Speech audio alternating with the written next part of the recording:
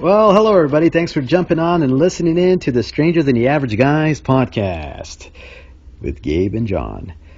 My colleague and friend Jonathan won't be here today.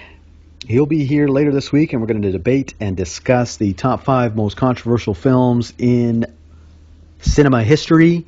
Should be a lot of fun. We're going to be discussing and breaking it down and having a debate on those films. Hopefully you'll join in and listen in. And from week to week, we're going to have different topics. We're going to have, we're talking about books, we're going to talk about movies, we're going to talk about all sorts of topics.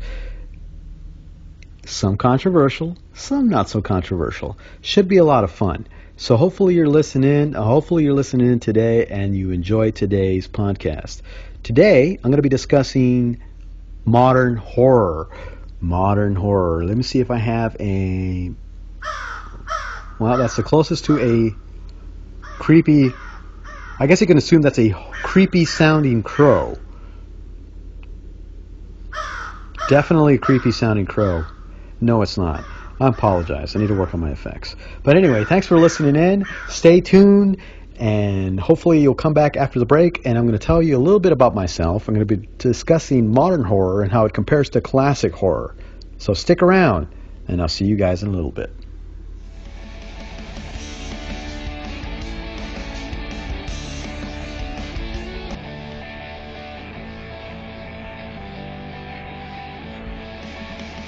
All right, welcome back. Welcome back. Sit back, relax, and I hope you tuned in. So I'm going to be going solo today. Like I said, my friend and colleague John won't be here today. He'll be here later this week. And like I said, we're going to be discussing the top 5 most controversial films in cinema. Like I said, that should be a lot of fun. And I'll have him give you a little bit of his background when he gets here. I'm going to go ahead and give you a little bit of a little information on my background. Well, first off, I'm from West Texas. I live in the border city of El Paso, Texas, here next to Juarez, Mexico, and we also border New Mexico. And I actually got started on Instagram. Had a nice little account and a nice little following. It was called the Insta Horror. The Insta Horror, what that was all about, I actually just, a lot of it was movie facts, horror movie clips, TV show horror facts, TV show clips. Also did a lot of live streams on there, which was a lot of fun. I made a lot of great friends on there, met some great people on there. It was a wonderful experience. But I decided to take a little bit of break from that. And I'm going to go ahead and start doing this podcast from week to week. Hopefully, some of you guys are listening in that have jumped over from Instagram and have probably been wondering where the hell I went. Well, here I am. Here I am. I'm going to be doing these podcasts from week to week. So hopefully, you guys listen in, and hopefully you'll bring your friends along. And hopefully, we'll get a new audience. Like I said, we're going to be discussing different things from week to week. It should be a lot of fun. So jump on, tell your friends, come on, join the fun. Join the fun. And I promise to get some better effects next time.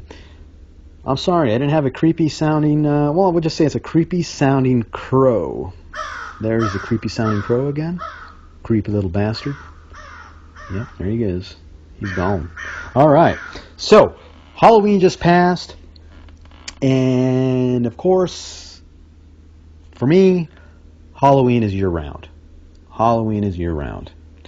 Now, we all know that Halloween is a great time for many activities, including those nasty little horror movies. While the majority of people seem to get a scare out of modern horror movies, nothing can beat classic horror movies. There are plenty of factors that can contribute to the unique effect classic horror movies can deliver that, I'm sorry, modern horror movies cannot. Don't get me wrong. There are a lot of good modern horror movies. For example, Stephen King's It. And my personal favorite, Halloween 2018. Now, the genre of horror has changed in various ways. And it has a magnificent history. If you're listening in, I think you're a big horror fan, or at least like horror movies. Some of the changes more than likely made horror movies less scary than the more modern stuff. All the things that classic horror movies possess make them stand out from many of the modern horror movies that young people crave. And then I experienced that while I was running my account. More people seem to crave, excuse me, more people seem to crave the classical horror. One element that horror films would always use was suspenseful music, and I think music plays a great role in films of any genre. Halloween, John Carpenter. All his movies have great and suspenseful music. Whoa, what happened there? I apologize. Well, since that happened, why don't we just put the crow on there? Where is the crow? Let me see. There's a crow. Nope, there's a crow. Nope, there's a crow. Anyway, let's bring back the crow. Because the music popped up out of nowhere. I apologize for that. But like I said... Okay, shut up, crow. Okay, like I said, music plays a great role in films. I mean, John Carpenter, a master with his music, masterful. He creates a great suspenseful music. I mean, there are, like say for example, there are points where a movie needs music to draw the audience into what's going on. Classic horror movies, if you notice, they're always full of suspenseful scenes. Of course, it always has that creepy, haunting music. It's got to have it. It's a key element. That makes the audience anxious about the scene. Of course, as the scene progresses, you get the creepy music, and the audience is kept on the edge of their seats, waiting for that horrific jump scare. A lot of horror movies, or at least today's horror movies, seem to lack the music, I think, during suspenseful scenes, I think. The trend with modern horror deals more with scenes that lack music. And I think they use more natural sound as a character walks into a silent, creepy setting. And of course, the silence of the scene may cause people to anticipate what is going to happen. But I don't think it makes the scene or the scare more effective. I don't really think it does. Now, we know another element that has changed, and of course is the change from actual costumes to that impressive CGI. Many of you hate the CGI. I think you need CGI in certain aspects of a film, but when it overtakes the entire film, it bothers me. Many modern horror movies rely on horrific monsters that are animated. And of course, CGI monsters cannot. I don't think CGI monsters cannot. I'm sorry. They don't look real enough to the point where they can be taken seriously by the viewers. It kind of serves as a distraction to me. They're always flashy in a way that makes them stand out from the physical objects in the movie. If you look at classic horror movies, monsters would either be animatronics or actors in costume, and of course makeup. I believe this made monsters more horrific. I think they made them more physical. And that's why I believe that Universal monster films were legendary. Whenever physical people and objects are involved in a scary scene, I believe the mood could be taken much more seriously than that of a modern horror movie with CGI. Now, we all know that horror movies in general, at various points of the film, or films, use blood and gore. And of course it's used to horrify a viewer. Now, of course it serves as a good element to make the movie more heart-pounding if you use blood and gore. A fair share of modern and older movies have included gruesome scenes with blood. Now, scenes such as those are extreme in some cases, but do complement movies, resulting in a strong effect for the audience. A movie can have, if it has too much blood, can make it dull. If you have too many blood scenes, it'll make the film dull. Classic horror movies almost never use excessive blood. Take a look at Halloween.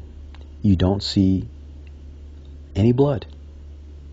It's a classic. It's beloved. You hardly see any blood.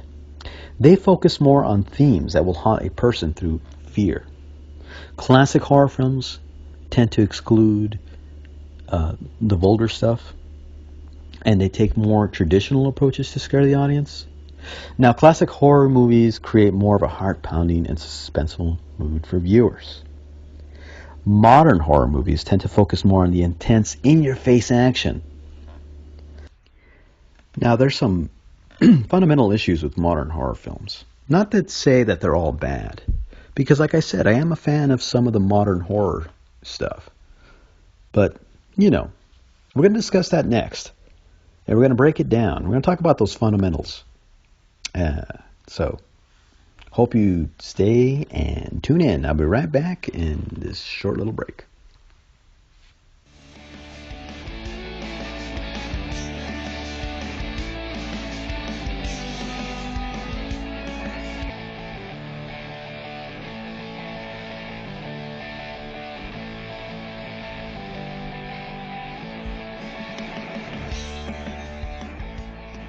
All right, thanks for jumping back on, and thanks for sticking with us, or with me.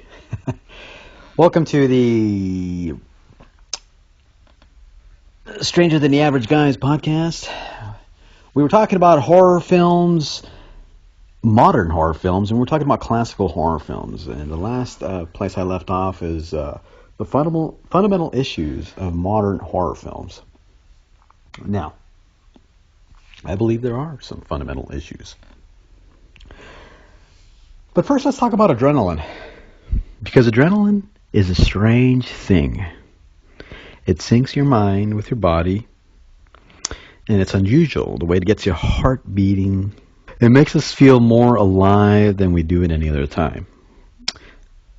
Human beings always shell out millions of dollars every year to get their adrenaline pumping.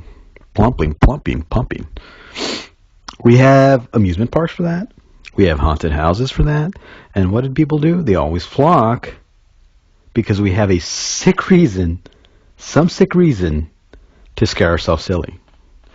Movies have always cashed in that craze also. Every horror movie makes millions of dollars in Hollywood, for Hollywood. And the trend is not going to slow down anytime soon. But are they getting better? That's the question. Now, I'm going to discuss, let me discuss a modern horror film. It's called The Bye-Bye Man. It released back in 2017. Now, The Bye-Bye Man, if you haven't seen it, The Bye-Bye Man is only in 2 scenes of his own movie. 2 scenes of his own movie. Now, The Bye-Bye Man is an example of a movie that can be fixed. The first order of business is to make the monster the main character. In the past, films have gotten away from making the monster the least present character. Now, we know why Jason Voorhees is killing those campers. For example, like I said, the Bye-Bye Man we know nothing about. Now, what I know, and from what I've seen, he's a vengeful spirit. And there's some sort of story involving a train and a mutant dog thing that will, I don't know, maybe down the road be explored and do so well. Now, the most intriguing scene of that movie comes at the very beginning of the movie. What it does, it follows a man, who we later find out was a journalist, that executes everyone that knows about the Bye-Bye Man. It's an exciting and suspenseful scene that fails to be outdone by the rest of the movie. The Bye-Bye Man himself makes very few appearances in his own movie. At the movie's best, he can be creepy. But I'm going to be honest, he's downright comical. He never inspires the fear that similar characters in pulp culture inspire. He never truly feels truly present until the final few scenes of the movie, in which he doesn't really even do anything.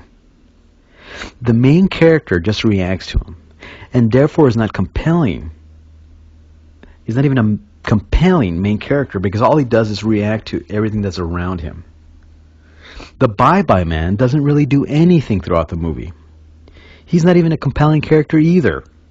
The viewer is just left waiting for the inevitable events of the film to play out. A good movie doesn't let you just wait to the end. It engages you all the way through. People don't go to the movies for a spectacle. I'm sorry.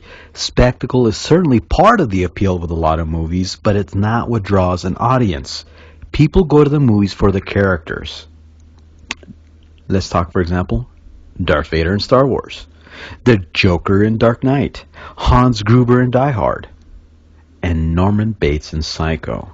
Now the list goes on and on. As you'll notice, many of these memorable characters in cinema are the villains of their respective pieces. That's how it happens. The villain is always more interesting than the hero. And there's a very simple reason for that. People remember characters for being compelling and well written. In most movies, and indeed in most stories in general, the hero is not the active character, at least not to begin with. Everything the character does is in reaction to the events occurring around him or her. Oftentimes, the character that sets the events in motion is the villain. The villain is the only one taking action and making plans from the very beginning of the story. Of course, there's going to be exceptions.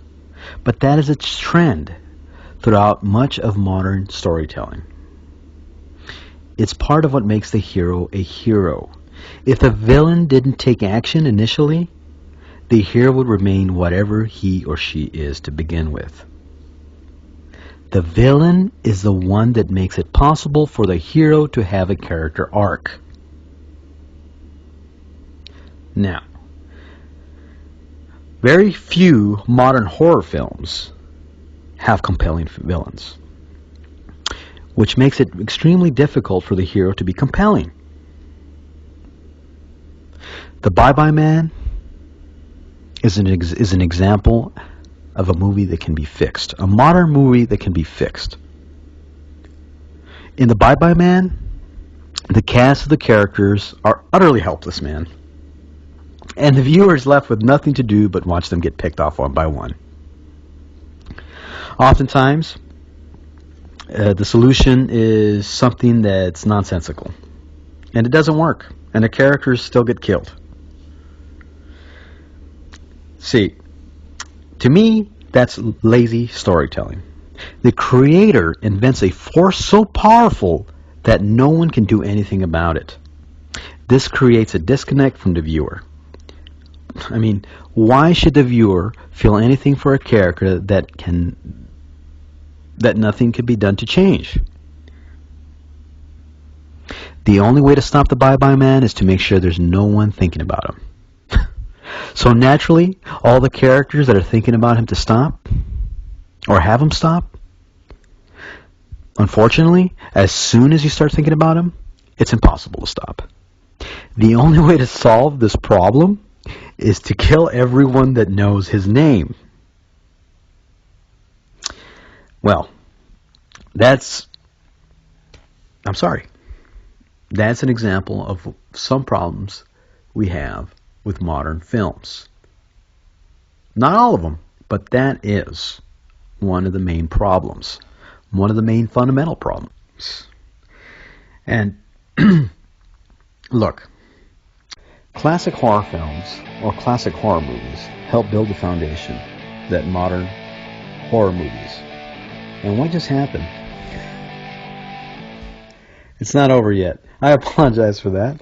Here we go again. You know what? Let's just bring the crow back because obviously the music likes to jump in whenever it wants. So here we go. Let's bring the crow back. Creepy crow, creepy crow. Sorry about that. All right, so classic horror movies help build the foundation that... Here we go again. Oh, man. Sorry about that, folks. So, all right, so let's bring the crow back one more time. All right, get out of here. Come on, you have plenty of time. There, he's gone. Maybe. All right. So, as I was saying, classic horror movies help build the foundation that modern horror movies use today. Now, unfortunately, many of the basic attributes of horror films have been turned into cliches. And, of course, it's affected the overall quality of the genre, I think. It is still disputed whether the genre of film has lost its touch or has gotten better over the decades. What do you think? Now, there are some modern horror films that have gone above and beyond the normal concepts of horror and have given the classics a run for their money. Now, movies like Dawn of the Dead are classics. They pioneered the trends that are acceptable for horror films now. Modern movies are awesome because they have great graphics and great gore. Very few have great compelling stories or compelling characters. When you look at the way in which horror movies have changed over time, there are some movies that go against the graphic, such as The Hills Have Eyes. The Hills Have Eyes dispute the normal modern horror by using a family as the main characters rather than the ditzy teenager. We cannot forget that without the originals, we would not have the gory, suspenseful films that we watch today. Many of today's best modern horror films are greatly influenced by the classics. So the question's for you. Have today's horror films lost their touch? I think it all greatly depends on the perspective of the watcher. Thank you guys for jumping in today. Thanks for listening in. Really appreciate it. Tune in next time as we discuss the top 5 most controversial films in cinema. Thank you very much once again for listening in. You guys have a good night, good day, wherever you're at. Thank you very much. And like always, keep on keeping on, and I'll see you next time.